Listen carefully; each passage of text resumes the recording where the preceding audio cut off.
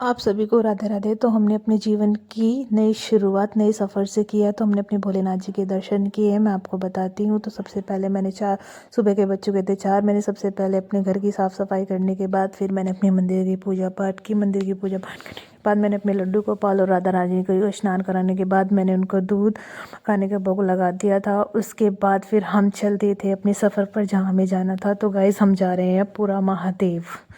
तो बहुत मतलब मेरी इच्छा थी कि जो मैं नई शुरुआत जो मैं करूँगी अपने नए साल की वो भोलेनाथ जी के दर्शन से हो।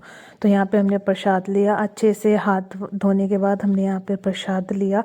फिर हम चल दिए थे मंदिर की तरफ। तो मंदिर की तरफ जाते जाते मतलब मन में एक अलग ही खुशी थी कि भोलेनाथ जी के दर्शन होंगे। तो मुझे बहुत ज़्यादा खुशी थी। तो हम आगे बढ़ते हुए जा रहे थे। तो फिर हम पहुंच चुके थे अपने जहाँ हमें जाना था। हर हर महादेव।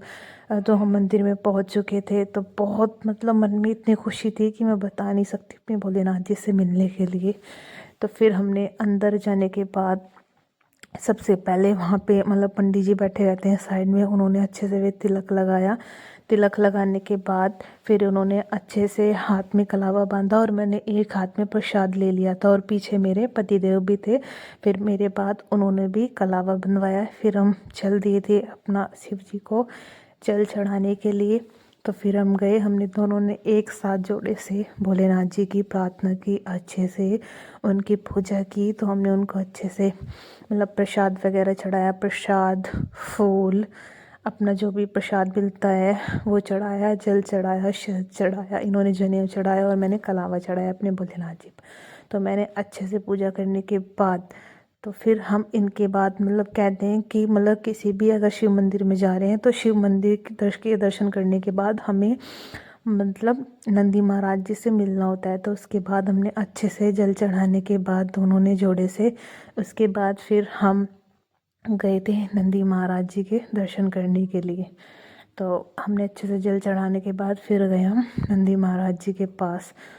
तो बहुत ही मतलब अलग ही आनंद था कि हम अपने जीवन की नई शुरुआत भोलेनाथ जी के दर्शन से कर रहे हैं। तो फिर हम पहुंच चुके थे नंदी महाराज जी के पास उनके दर्शन करने के लिए। तो फिर मैंने उनको धूप बत्ती की मतलब आरती वगैरह दी अच्छे से। फिर मैंने अच्छे से कलावा वगैरह बांधा और फिर जो भी मेरी विश थी मैंने उसमें मतलब बोली। फिर उसके बाद हमने अच्छे से एंजॉय किया। फिर हमने जैसे भोलेनाथ जी के अच्छे से दर्शन किए। फिर हमने नंदी महाराज जी के भी अच्छे से दर्शन करने के बाद हमने उनके कान में जो भी प्रार्थना थी हमारी बोल दी और वो सीधी कहते हैं नंदी महाराज जी को जो भी हम प्रार्थना बोलते हैं वो सीधी मतलब भोलेनाथ जी के पास जाती है। तो उसके बाद हम अच्छे से दर्शन करने के बाद फिर हम चल दिए थे। छोटी सी मतलब ये मेला सा लगा हुआ था वहाँ से हमने 2-4 आइटम लेके फिर हम वापस घर की तरफ चल दिए। तो देखो कितना अच्छा नज़ारा है। तो वापस जाने के बाद तो हमें रास्ते में मतलब थोड़ी सी भूख लगी तो हमने रुक कर थोड़ा सा कुछ खाया। तो हमने बिना मतलब लहसुन प्याज के हमने अपना बर्गर मंगाया जो हमने खाया।